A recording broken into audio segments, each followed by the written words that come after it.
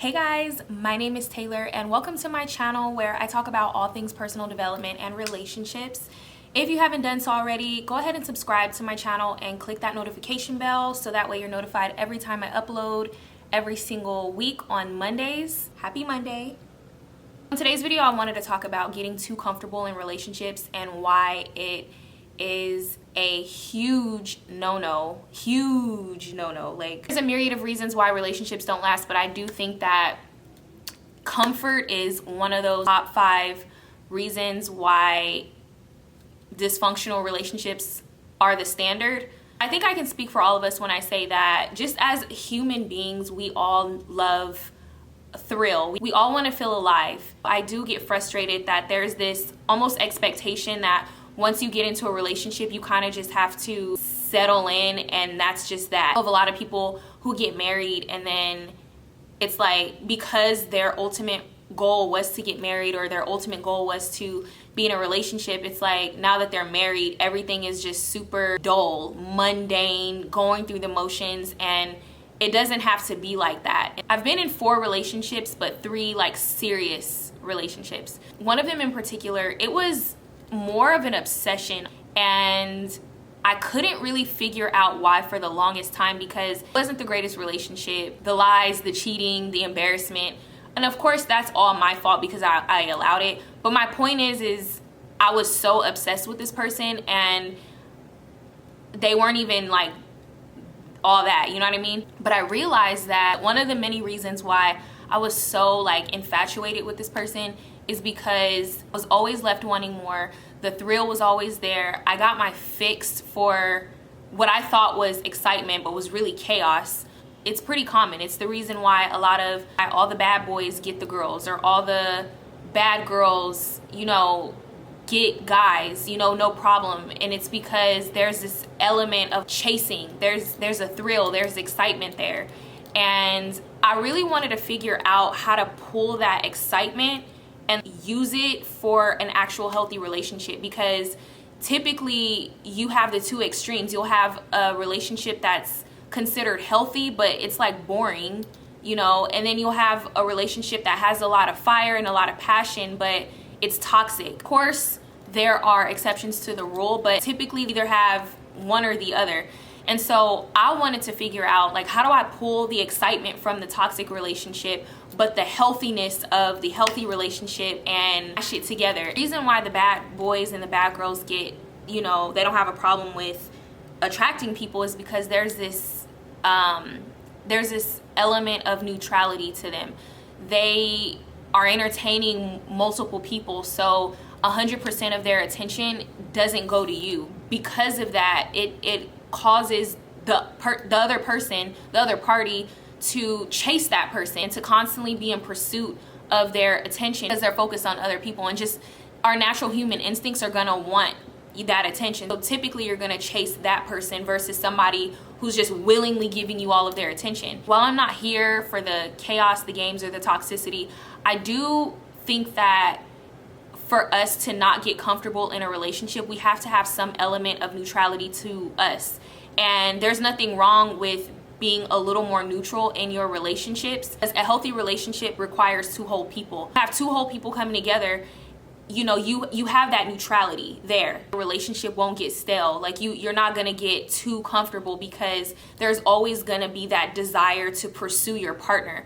The difference in the healthy relationship is that the thing that's distracting you, I guess, from your relationship isn't other women or other men or something that's gonna disempower you or, you know, be a detriment to your relationship. It's gonna be something you're passionate about, something that, you know, whether it's your career or, you know, something that you're passionate about outside of your relationship. So it's gonna be something that actually empowers your relationship, empowers you as an individual. And then, like I said, because 100% of your attention isn't focused on your partner, you guys are always gonna wanna pursue each other. Something that people don't realize is that, you know, people want to be in relationships with people who have passions outside of the relationship. You know, if your goal is to be in a relationship just in and of itself, just I want to be in a relationship, I want to get married, then it's like once you get the relationship, once you get married, you've achieved the goal. Like, what else is there to like that was your goal, you achieved the goal. It's like what more do you want? You're not going to be motivated to keep that passion going, I guess. Definitely have passions outside of your relationship, but also I think have better goals with your relationship. Like, there's nothing wrong with wanting to be with somebody, there's nothing wrong with wanting to get married. I think that we need to refine and get clear about what our goals are for our relationships. Like, I know for me, my goal is not to be in a relationship just for relationship's sake. I want to be in a relationship that challenges me to be more of who I am. I want to be with somebody who's gonna help me execute God's plan for my life, and likewise for them. Like, I want to be somebody who is an asset to their life. I don't want to be in a relationship just to say I have somebody. I'm not looking to a relationship to like fix me or to make me feel complete. Like, I already feel complete. When I do end up in a relationship, I know that this person will enhance my already full life, and that's what I want. So I think we need to be a little more clear about what our goals are for our relationships, because as once we get the relationship, it's just like, okay, well, what now? And I think that's where a lot of people go wrong. So, you know, you want to be in a situation where your partner continues to pursue you even after you guys are together. And it's not about playing games. It's not about like the cat and mouse thing. It's not about any of that. A healthy relationship is not about playing games. It's just about being an individual before the relationship and being an individual in the relationship. And I've done such a deep dive into my old patterns and behaviors in my old relationships, and it's no wonder why they didn't last. Now, of course, the other parties played a huge role in that as well. As far as I'm concerned, and as far as me taking accountability for my role, my ultimate goal for being in relationships in the past was honestly to distract myself from dealing with myself. I was so intimidated by dealing with myself and figuring out like how to be a better person, that it was easier for me to just bury myself into a relationship. And it's like, once I got into a relationship, I was good. I was a good girlfriend. I've always been the loyal type. I've always been reliable and things like that. But I was always getting comfortable. Like, once I got into the relationship, I got comfortable.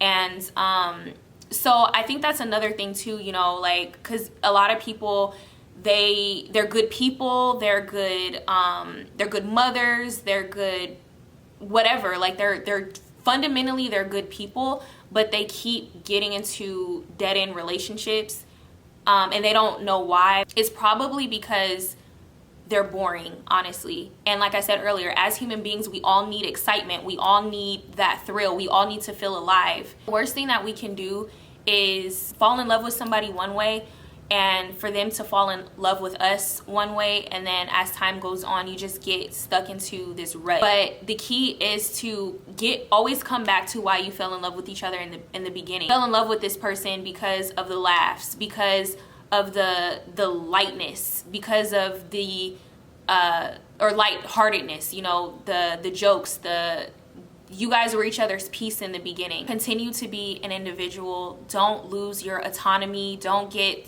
so stuck up each other's ass that you can't see or do anything without this person. Like, those are the